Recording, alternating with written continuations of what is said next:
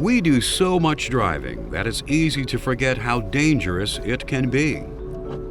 Each year, accidents claim over 1 million lives worldwide, almost 40,000 in the U.S. alone, as well as resulting in millions of serious injuries. Most accidents can be prevented. You can avoid trouble on the road if you approach your driving with the right skills, a well-maintained vehicle, and the right attitude.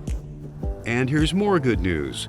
You can start being a safer driver even before you put the key in the ignition.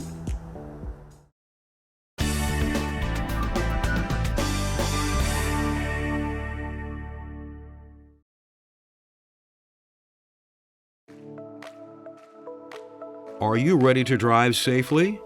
Before you answer that, ask yourself if your vehicle is ready, because keeping your car in good mechanical condition is key to preventing trouble on the road. Annual state inspections will help you with this, and so will following the service schedule recommended by your vehicle's manufacturer. But your vehicle also has some critical parts that you should pay attention to regularly. Tires keep your vehicle securely on the road. Check their condition, keep them inflated to the recommended air pressure, and replace them as needed. Put a tire pressure gauge in your glove box if you don't already have one. Windshield wipers keep your windshield clean and help you to see in bad weather. Make sure the blades are in good shape and clear the windshield effectively. Remember to keep the washer fluid topped off too. Brakes enable you to control your speed and stop. If you notice any unusual noise or vibration when you're braking or have difficulty stopping, get them checked immediately and repaired if necessary. Don't forget about emergency supplies. All vehicles should have basic equipment on board. Today, many cars come with run-flat tires. But if you have a compact or a full-size spare, make sure it is properly inflated and that you have a tire iron and jack. Then put together a kit that includes a snow brush and ice scraper, warning indicators such as flares or flashing lights, jumper cables, an emergency blanket or two, a small shovel, and a flashlight.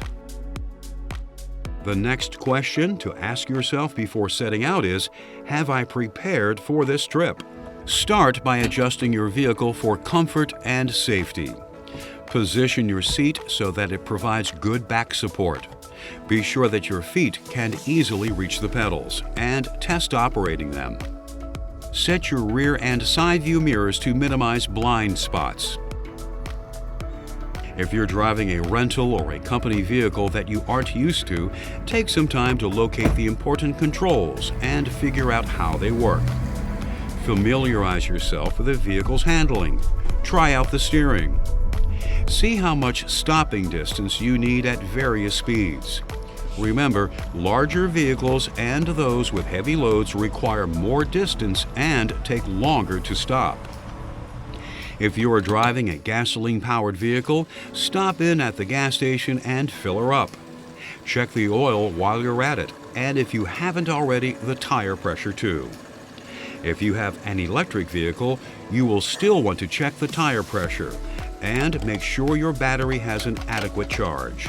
The batteries in these vehicles are particularly sensitive to heat and cold, so you want to check the coolant levels as well. After all of this, you'd think that you should be ready to drive safely. But you still may not be if you're under the influence of drugs or alcohol. Even one drink can slow your reflexes and impair your judgment. Many drugs can do the same. In fact, more than half of all fatal accidents involve drugs or alcohol. You also can't say that you're ready to drive safely if you're not wearing your seatbelt. Being in an accident at 30 miles per hour without a seatbelt is like hitting the ground after falling off a 3-story building. Wearing a seatbelt doubles your chances of surviving.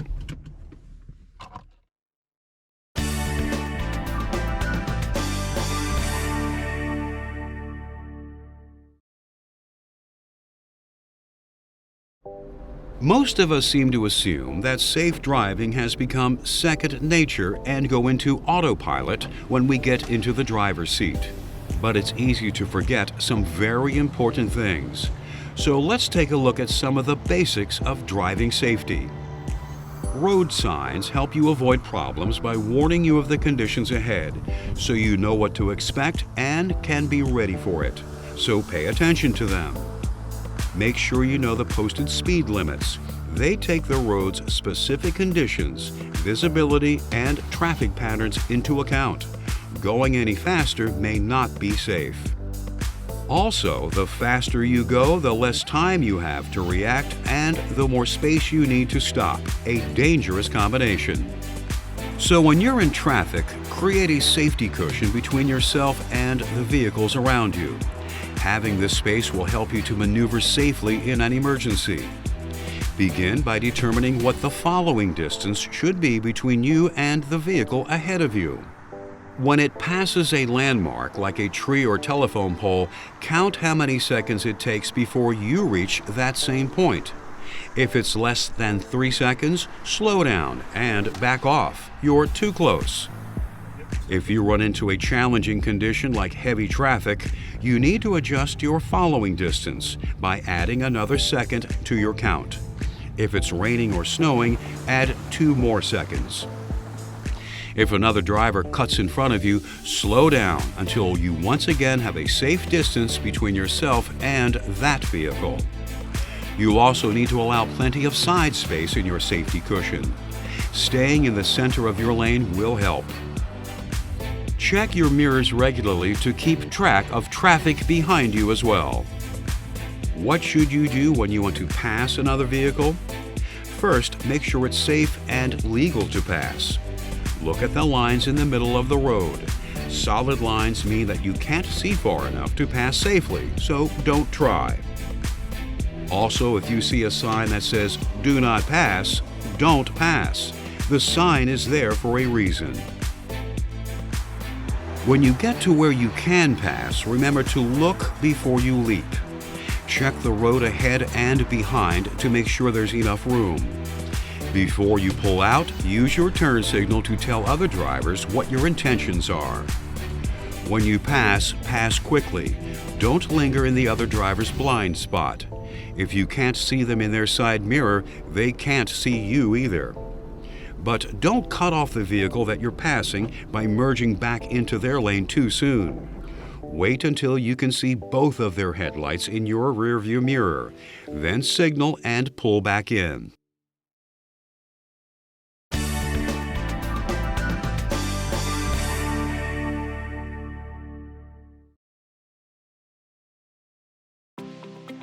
Sharing the road with cars is pretty straightforward. But when you're with other types of vehicles, it pays to remember how easily we miss seeing things that we're not looking for. That's why more than half of fatal motorcycle accidents involve vehicles driven by people who just didn't see the bike. Even when you are aware that there are motorcycles in the vicinity, they're small enough to disappear into your blind spots or behind other vehicles. A motorcycle's smaller size can also make it difficult to judge both how far away it is and its speed. Stay on the safe side by assuming that it's closer and going faster than it appears to be. The small compact cars that are being made nowadays are bigger than motorcycles, but not by much. As a result, they share many of the same problems in traffic. So you need to keep your eyes peeled for them too, particularly in the city. Be alert and drive carefully in their vicinity. At the other end of the scale are trucks, RVs, and buses. They are longer, wider, and heavier than cars, and have bigger blind spots too. A tractor-trailer can weigh up to 80,000 pounds and at 50 miles an hour requires at least 300 feet to brake to a standstill. To share the road safely with large vehicles, allow extra following distance when you're behind one. Following closely robs you of reaction time because you won't know anything's happening until the truck's brake lights go on, and that could be too late. Following too closely also makes it difficult for the truck driver to see you. you will probably be in one of his blind spots, a place you really don't want to reside. If you can't see the side mirrors on a truck's cab, then you're invisible to its driver. Stay back far enough that you both can see the big picture.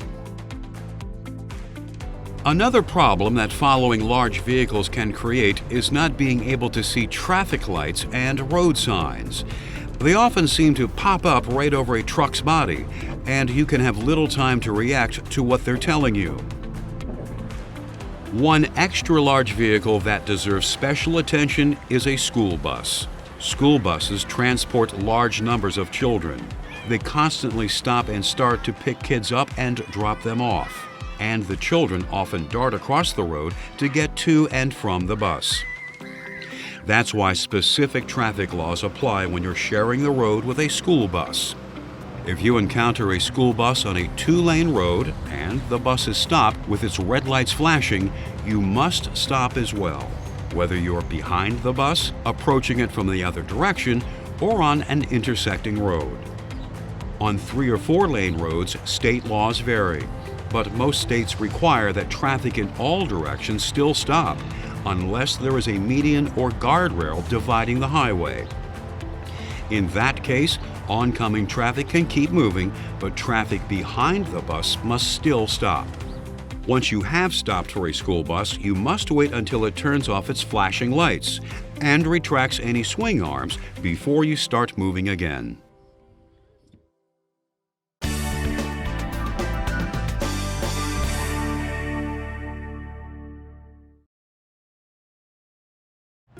It's a fact, driving is more dangerous at night. Even though there are fewer vehicles on the road, that's when more than half of all accidents happen. So slow down and use your headlights. You should switch your headlights on when the light begins to fade at dusk, as well as in gloomy weather. Not only do they help you see what's ahead, they make it easier for other drivers to see you as well. But don't overdrive your headlights by going too fast. You'll make it difficult to react quickly enough to what you can see. Using your high beams can extend your reaction time a bit, so keep them on as much as possible. But even with them, you'll still want to maintain a moderate speed. Remember too that your high beams can blind the drivers of the vehicles in front of you. A good rule of thumb is to switch to low beams when the spray of your lights reaches that of oncoming vehicles, or when it reaches the bumper of a vehicle that you're following. Your high beams can blind you too if you turn them on in fog or snow. In fact, bad weather can pose a number of special challenges. If you're going to drive safely in bad weather, you have to be prepared. So before you set out, get the weather forecast as well as information on road conditions and any delays you may encounter. Plan your trip accordingly and think about alternate routes you can use just in case. You should also allow yourself extra travel time. Before you leave, clear any snow and ice off your vehicle's windows and all its lights and turn signals as well. Wet and snowy weather makes the road slippery, so keep your speed down and increase your following distance. In bad weather, you also need to apply your brakes sooner when coming to a stop, as well as slow down before you get to turns and curves.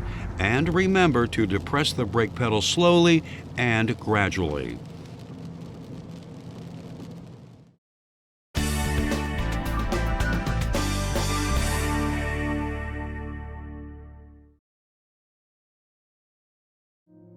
As if driving a big vehicle at a high rate of speed isn't challenging enough, even an average car weighs 3,000 pounds. Many drivers today simply aren't paying attention to what they're doing. They're what we call distracted drivers. Common distractions behind the wheel include talking and texting on a cell phone, eating and drinking, putting on makeup, adjusting the sound system, and talking to passengers, especially children. Fortunately, there are steps you can take before you hit the road to help you avoid distractions. To start, finish dressing, applying makeup, and doing other grooming before leaving the house. Pre-record a message on your cell phone telling callers that you're on the road and will call them back later. Then turn the phone off and stow it out of reach. You should pre-program your GPS and review the navigation as well. Preset your car radio and preload playlists too. Before you turn the key, ensure that kids and other passengers are seated and buckled up, and that pets are secured as well. When you're on the road, you can't allow yourself to do anything that forces you to take your eyes off the road, your hands off the wheel, or your mind off your driving. Instead, remember this: when in doubt, pull over. If you have to deal with a kid's issue or you want to check your email or make a call, pull over and stop. In town, just pull into a parking space. On the highway, pull over onto the shoulder or in the breakdown lane. And remember to put on your emergency flashers. But what should you do when you find yourself sharing the road with a distracted driver? First, be careful. Assume that they don't see you. Pull ahead or drop behind to give them a wide berth. Above all, stay focused on your own driving.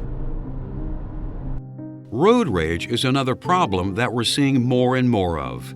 Each year there are thousands of reports of road rage, drivers yelling at one another, making obscene gestures, even using their vehicles like weapons.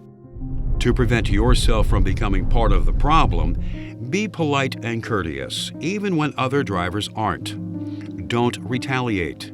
Give other drivers the benefit of the doubt. And remember, driving isn't a contest. If an angry driver starts harassing you, rule number 1 is never make eye contact. Angry drivers see this as a challenge, and it just increases their rage. Instead, try to get away from them as quickly and safely as possible. Leave the road that you're on if necessary.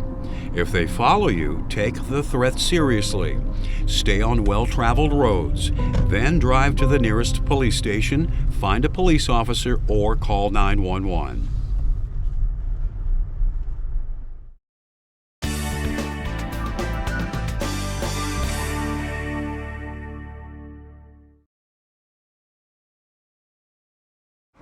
No matter how careful you are, accidents will happen.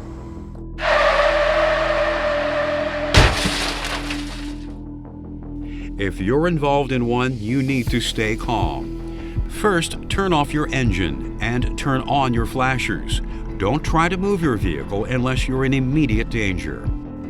Check any other vehicles that were involved. If anyone is injured, do not move them. You may do more harm than good. Instead, call for medical assistance.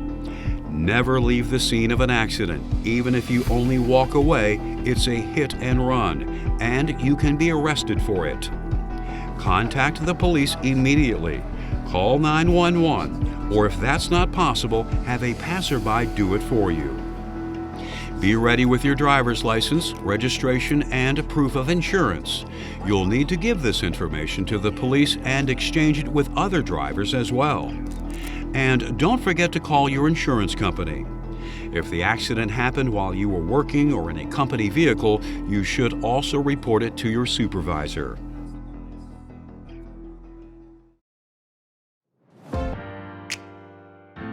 Driving safely requires thinking ahead, being proactive, and doing things that can help you avoid dangerous situations on the road.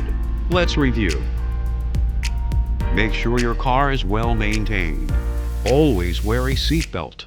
Never drive under the influence. Maintain a safety cushion around your vehicle with at least a 3-second following distance. Watch out for smaller vehicles and use caution when sharing the road with trucks, RVs, and buses. Reduce speed and be especially careful at night and in bad weather. Don't let yourself get distracted or angry while you're driving, and know how to cope with drivers who are. If you're involved in an accident, remain calm and call the police. Never leave the scene. The driver's seat doesn't have to be a dangerous place. If you bring the proper attitude, preparation, and knowledge behind the wheel with you, you can travel safely.